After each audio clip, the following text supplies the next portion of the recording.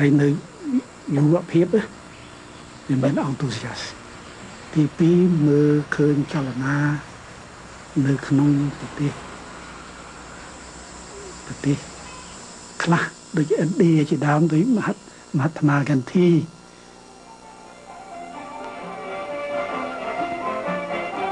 The People's Printing House serves the people.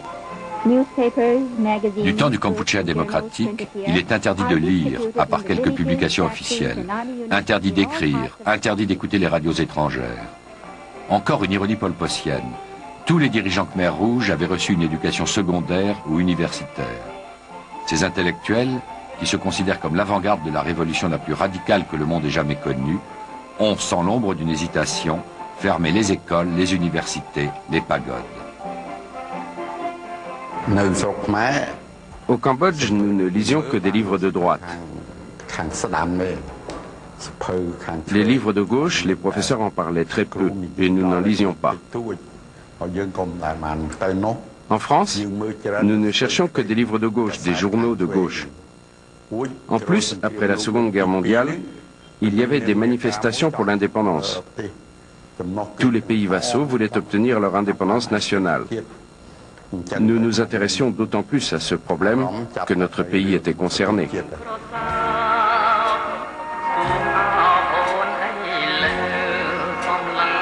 De Paris, Salotsar écrit un article de 8 pages intitulé « Monarchie ou démocratie ». Il le fait publier dans un numéro spécial du journal de l'Association des étudiants Khmer. Utilisant le pseudonyme Khmer originel, Salotsar attaque violemment la monarchie cambodgienne. Elle est, dit-il, une pustule malodorante, vivant grâce à la sueur et au sang des paysans. Le pamphlet affirme que seule l'Assemblée nationale et les droits démocratiques donnent au peuple cambodgien l'occasion de respirer un peu. Il cite les révolutions françaises, russes et chinoises et proclame que la démocratie qui remplace la monarchie est une institution incomparable et pure comme un diamant. Khmer originel conclut en demandant l'abolition immédiate de la monarchie au Cambodge. Bien entendu, l'article suscite de très vives réactions de la part du palais royal à Phnom Penh. I gave scholarship to Pol Pot, to Salotsar, to Ieng Sari. They were nationalists.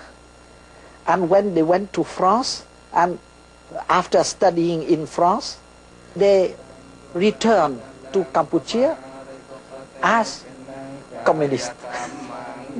I used to say that if I want my students not to get raped, to become communist, I have to send them to communist countries.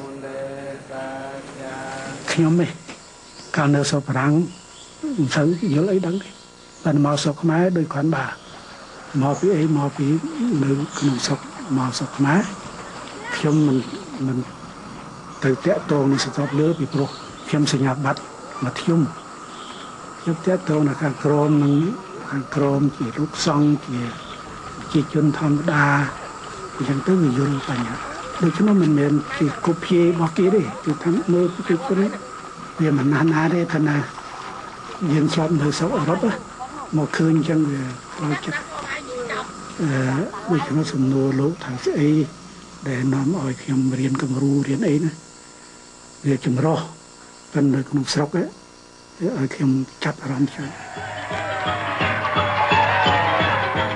Grâce aux efforts de Norodom Sihanouk et de ce qu'on appelle la Croisade royale, mouvement autonomiste initié habilement par Sihanouk, le Cambodge obtient l'indépendance en 1953. L'éducation y connaît des progrès marquants.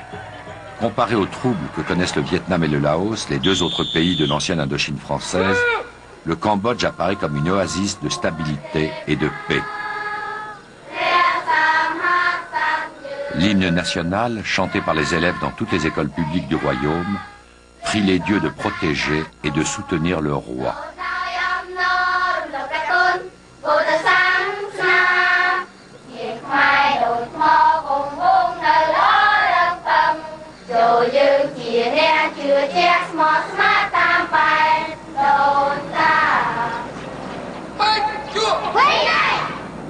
En 1953, Salotsar, toujours sans diplôme, rentre au Cambodge. Tout de suite, il prend contact avec les communistes locaux, renoue avec les étudiants communistes qu'il avait connus en France et voyage dans l'est du pays pour rencontrer les communistes vietnamiens.